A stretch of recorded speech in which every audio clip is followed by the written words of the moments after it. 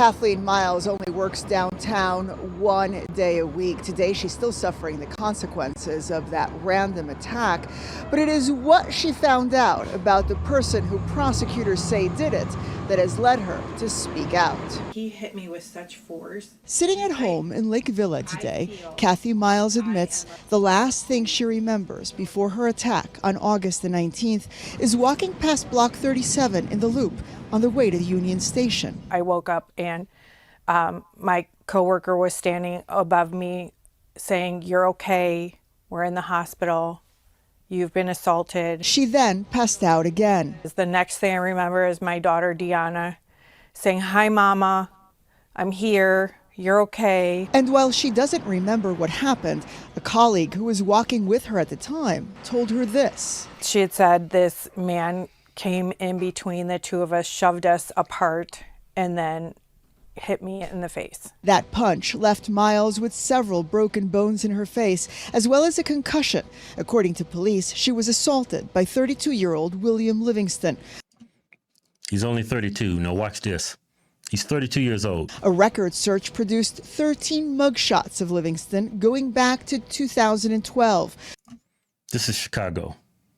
Yep, liberal policies. This is why crime is through the roof. Yeah. Once you arrest somebody and you say they are violent, what do?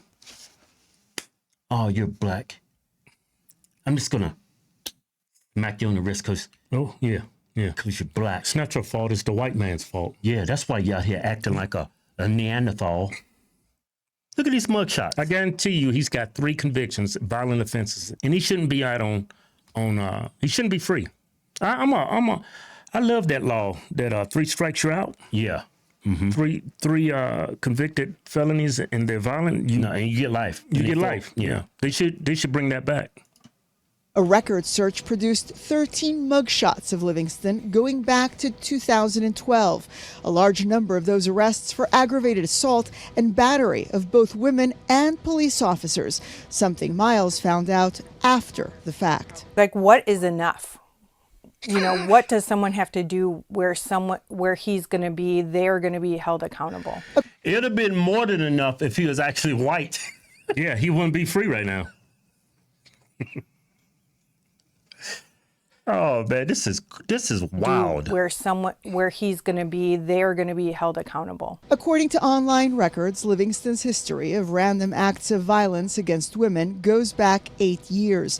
In 2017, he was accused of randomly attacking 2 women months apart. Look, that's the mugshot for that arrest. Right, look guilty as hell. Look crazy, don't he? Both cases were dropped. In 2022, Livingston was sentenced to 5 years in prison after prosecutors said he punched and attempted to rob 4 women within 20 minutes in the Loop.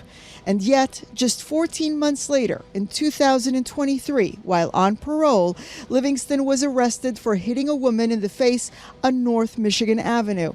And in 2024, he was sentenced to 100 days in prison after punching a 15-year-old girl, also on North Michigan Avenue. What's that stupid mayor's name? Brandon Johnson. Yeah, he said incarcerating. You can't. Mass incarceration doesn't work. Doesn't work. It doesn't. Let's think about this. Someone commits violent crime, you lock them up. They can't commit more crimes, right? Right. Yeah. Someone takes the life of a woman, you lock them up for life. They can't take the life of another person, right? Yeah. So what is he talking about? Well, he's a big fan of rehabilitation. Ain't no such thing. He think this. Ain't no such thing. He thinks this monster can be rehabilitated. No. Rehabilitated. After 3 violent offenses, you can't be rehabilitated. That's who you are. Anybody that cuts that mustache like this, just a line over that lip, and then it's... That Sub-Saharan man always did that. I never did understand that. You got to be a psychopath to do that. They have that little thin line of hair right there. You know, he's doing it himself. He's like, man, I am looking good. Look how thin I got my mustache. Also, he punched a 15-year-old girl. He robbed several women. He's beat up several women. He should be sentenced to life. He's a violent offender. This is why what happened in Cincinnati they're lax on crime. That's why that happened. It happens. Right with that. It's habitual offenders. Yeah, exactly. And then same issue here in Chicago. That's why it happens. Yeah. Because you don't lock these people up and throw away the key after a couple strikes. Not only because of that, they're doing that because they're racist. They won't lock this dude up and throw away the key because he's black. That's why he's still walking free. It's because he's black. And they always make this argument, oh, black people are so mistreated in the justice system. They throw the book at us. I tell you who's mistreating the judicial system: white people. On North Michigan Avenue. I'm not going to let someone speak for me. I need to speak for myself. I need to say something. If I say nothing and he does this to another person, I'm going to feel bad. Livingston's next court date is set for September the 15th at the Skokie Courthouse. Kathy tells us she will be there. Bill, watch out for his family. Yeah. And your mayor. How do you punch a woman in the face like that? I've never punched a woman in the face. I don't think I've even ever punched a guy in the face. I never had to. I punched several men in the face. I haven't. It's an exhilarating experience. Especially if you hit them, they go straight down. You're like, wow, I'm a real man. That's that sub-Saharan in you. That's that sub-Saharan in me. No, that dude had it coming. He assaulted me. Well, I remember that. It was when we was catching shoplifters, right? Yeah. There was that fat Latino dude. Yeah, that dude fell down like a sack of potatoes. Yeah, man, I kind of felt bad for him because I knocked him out in front of his girl. That's got to be embarrassing. Well, you was trying to arrest his girlfriend. Remember you body slammed her? He jumped out. Yeah, you did. You body slammed her. All the merchandise she stuffed in her pants, it fell out. And then her husband was waiting in the car. He said, get your hands off my girl. And he started shadowboxing. Then you socked him. Yeah. He fell down like a sack of potatoes. He got up and ran to the car and said, oh, he's going to go get a gun. Yeah. He got in the car and just left. Yeah. And his girl's just sitting there like this. Where you going?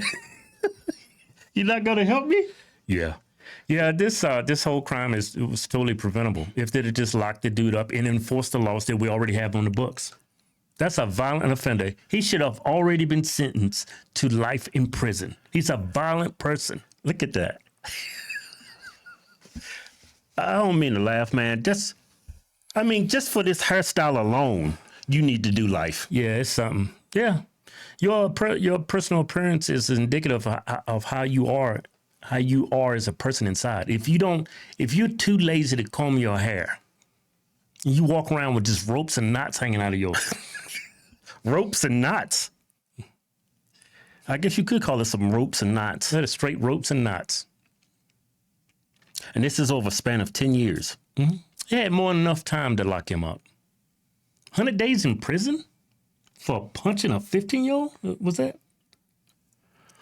Oh, no. So I think it was trying to rob 4 women. That was 4 months. Yeah. I mean, I did 3 months in Marine Corps boot camp. You can punch somebody in the face and get out in the same amount of time? Yeah, that's crazy. Yeah. In Chicago. It just goes to show you how... That's why crime is out of control. How the black male, they are protected. Black people are protected from our judicial system, even if they're in the wrong. Mm-hmm. They're going to overlook your crime because of the color of your skin. They see you as being oppressed. Mm-hmm. He's oppressed. That's why he's doing it. He's just fighting back. Crazy. Dumb, stupid, sub-Saharan.